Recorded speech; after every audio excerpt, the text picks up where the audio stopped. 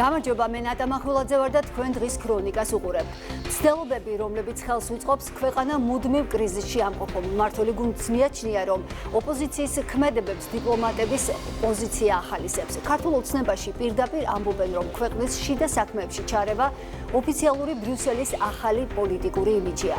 ევროკავშირის ელჩის განცხადებები კი ორმაგი სტანდარტის დასტური.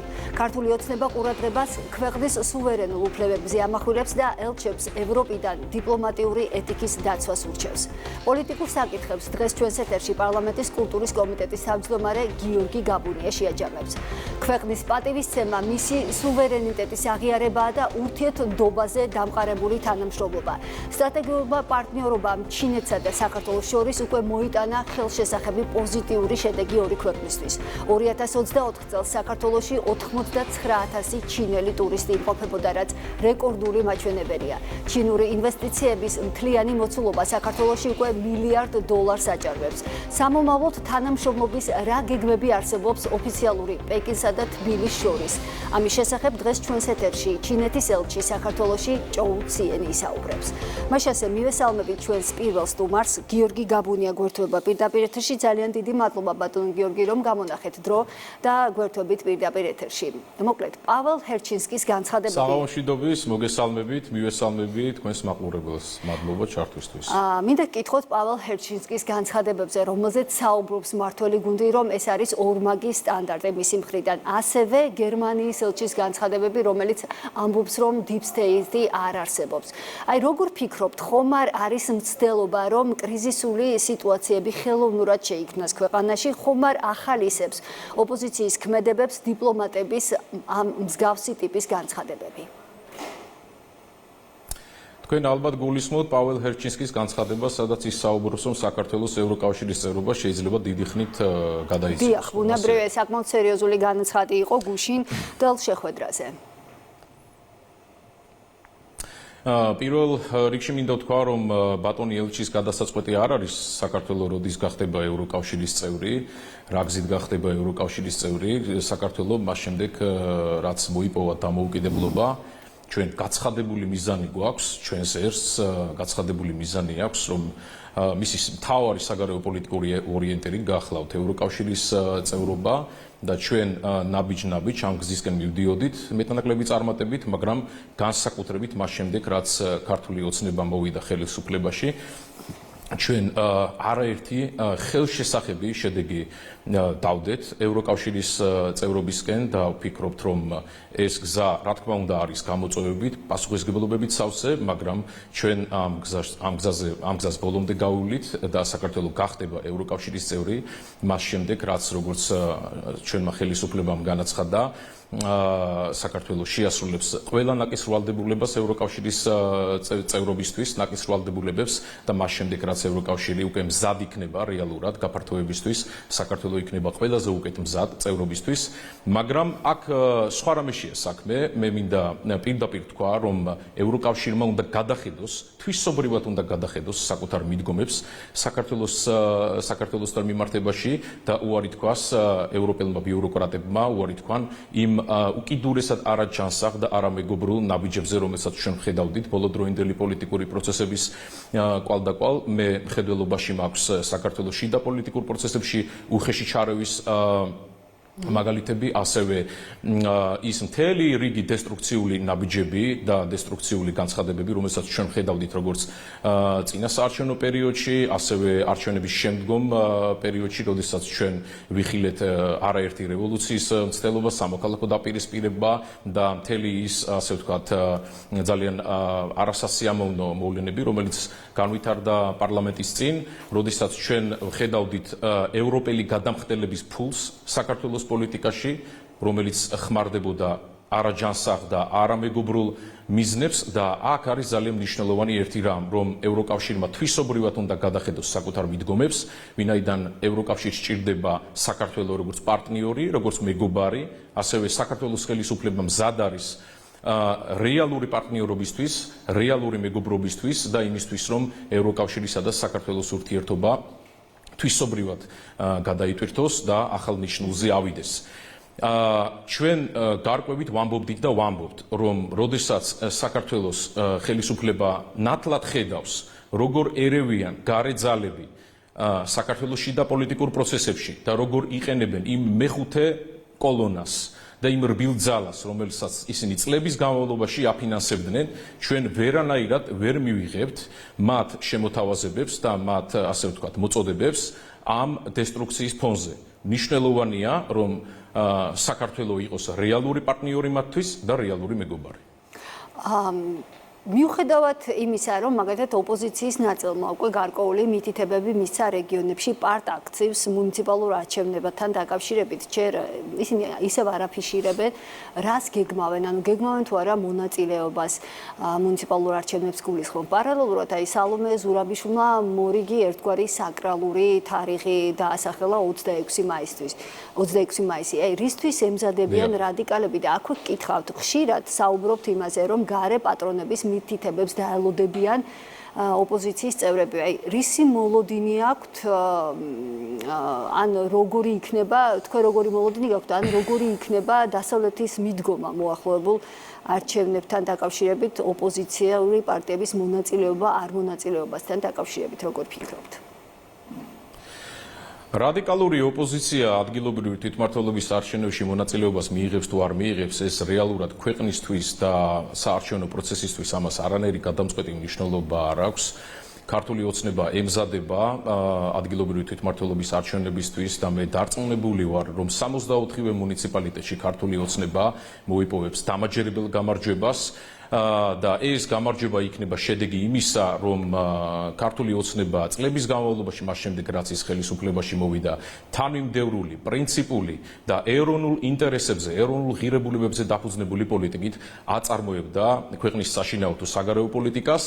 მე დარწმუნებული ვარ, რომ ნაციონალური მოძრაობა როგორც საპარლამენტო დონეზე გავიდა ლეგალური სივრციდან და ქართულმა ოცნებამ ეს მთავარი დაპირება შეასრულა, ასევე ადგილობრივი თვითმმართველობის დონეზეც ჩვენ მოვახერხებთ და ნაციონალურ მოძრაობას გავიყვანთ, ასე ვთქვათ, ლეგალური პოლიტიკური სივრციდან, ვინაიდან ჩვენ არ უნდა დავუშვათ, რომ იმ დესტრუქციულ ძალებს, რომლებიც მუდმივად საფრთხეს უქმნიან ჩვენი ქვეყნის ეროვნულ ინტერესებს, მათ ჰქონდეთ რაიმე ხელშესახები ბერკეტი საქართველოს ხელისუფლების რომელიმე დონეზე. შესაბამისად, ადგილობრივი თვითმმართველობის არჩევნები წარიმართება კონკურენტულ და მშვიდ გარემოში, მე ამაშიც დარწმუნებული ვარ და აქ ერთი რამ უნდა ითქვას. ჩვენ ნახეთ საპარლამენტო არჩევნების შემდეგ როგორ მოიქცა ოპოზიცია, როგორ უგულებელყო მისი ამომრჩევლის ინტერესები. და აქ პრინციპში ჩვენ ნათლად დავინახეთ მათი პოლიტიკური დაბალი კლასი და ასევე პასუხისმგებლობის ძალიან დაბალი დონე. როდესაც შენ ამომრჩეველი გიცხადებს ნდობას და ჩვენ ნახეთ, რომ მათ ქართული საზოგადოების მცირე, მაგრამ გარკვეულმა ნაწილმა მაინც გამოუცხადა ნდობა, მათ უარი თქვეს და აბსოლუტურად არაფრად ჩააგდეს მათი ამომრჩევლის მიერ გამოცხადებული ნდობა და არ შემოვიდნენ პარლამენტში, არ დაიწვეს მათი ამომრჩევლების ინტერესები და შესაბამისად ჩვენ რა მოლოდინი ან მათ ამომრჩეველს პირველ რიგში რა მოლოდინი უნდა ჰქონდეს, რომ ასე ვთქვათ არჩევნებში მიიღებენ მონაწილეობას თუ არ მიიღებენ. თუ მიიღებენ მონაწილეობას, კარგი იქნება მხოლოდ და მხოლოდ მათი ამომრჩევლისთვის. თუ არ მიიღებენ მონაწილეობას, ცუდი იქნება ისევ მათივე ამომრჩევლისთვის.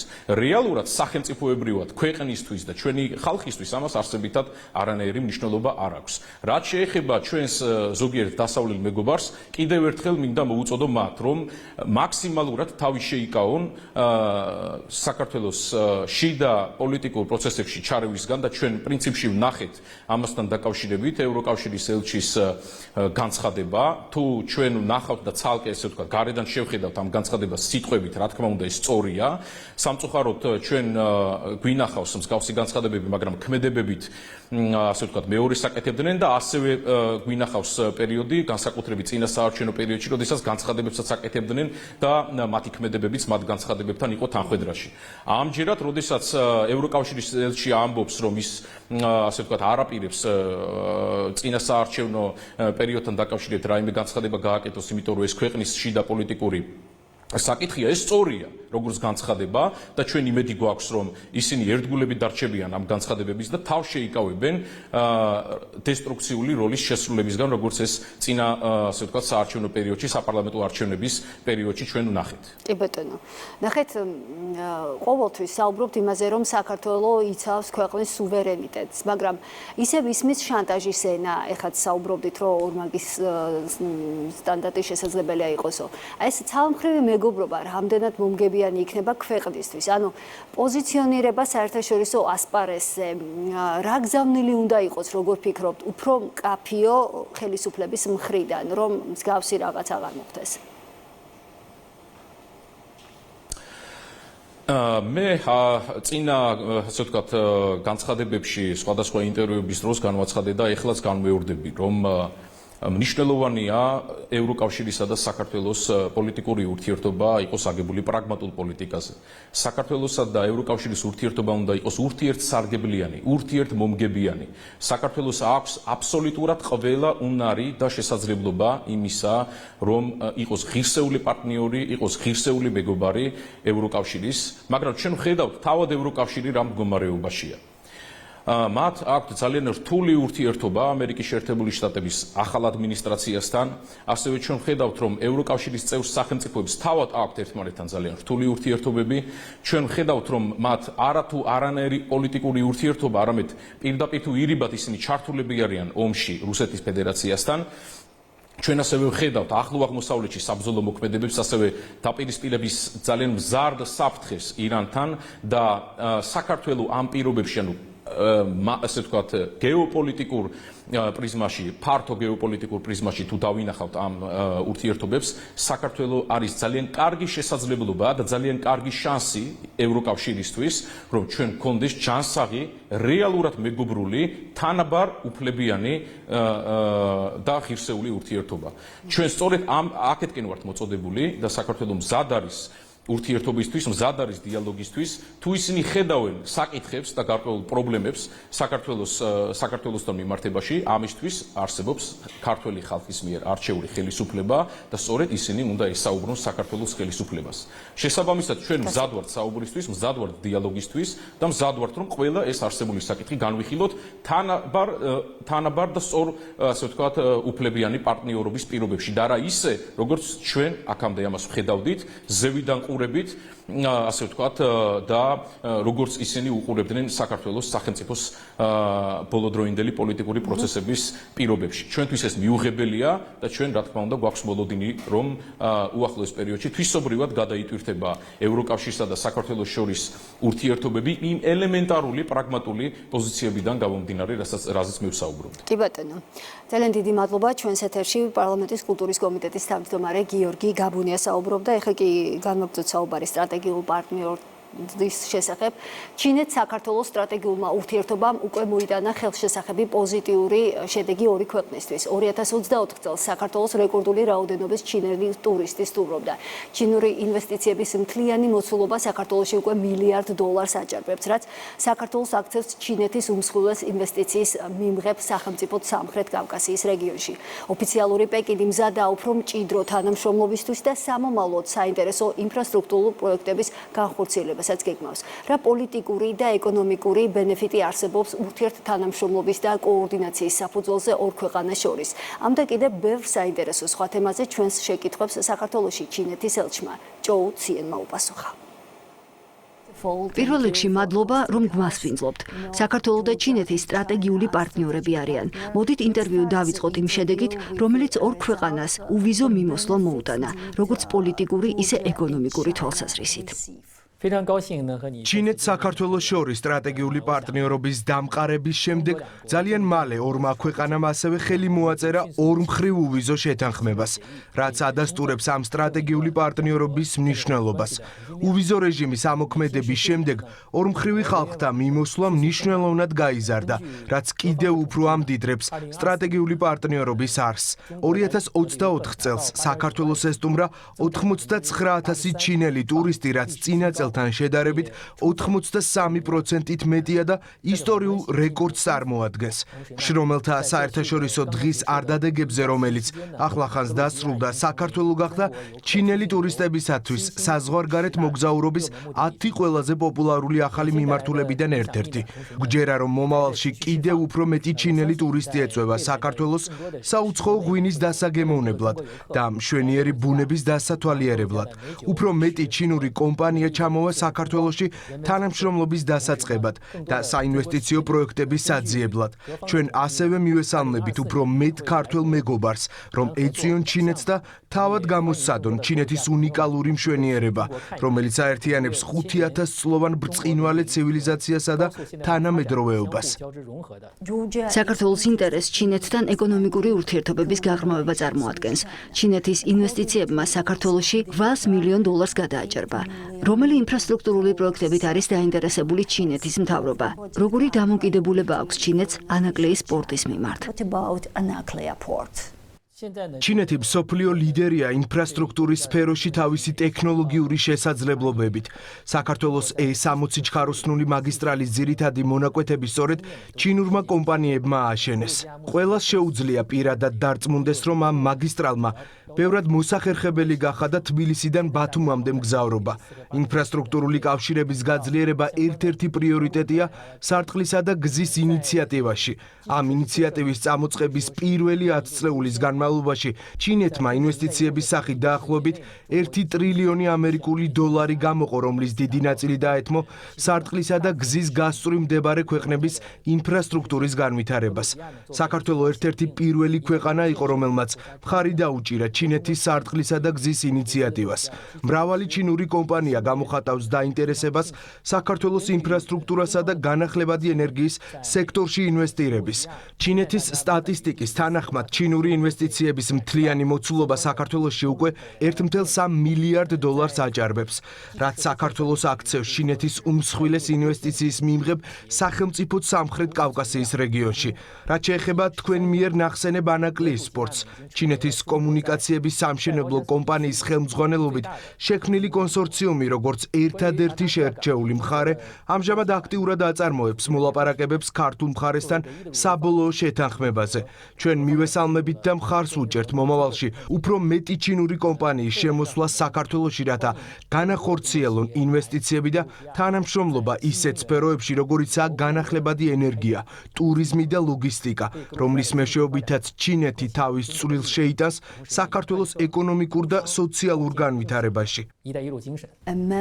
საქართველოს და ჩინეთის ცენტრალურ ბანკს შორის გაფორმდა მემორანდუმი. ჩინეთთან ეკონომიკური და ფინანსური კავშირების გაღრმავება საქართველოს შუა დერეფნის განვითარების თვალსაზრისით კრიტიკულად მნიშვნელოვანია, რაც შეცვლის ჩინეთს საქართველოს საბანკო თანამშრომლობა საქართველოს საფინანსო სექტორში. ფინანსური თანამშრომლობა ჩინეთს საქართველოს ურთიერთობების გაღრმავების მნიშვნელოვანი მაჩვენებელია.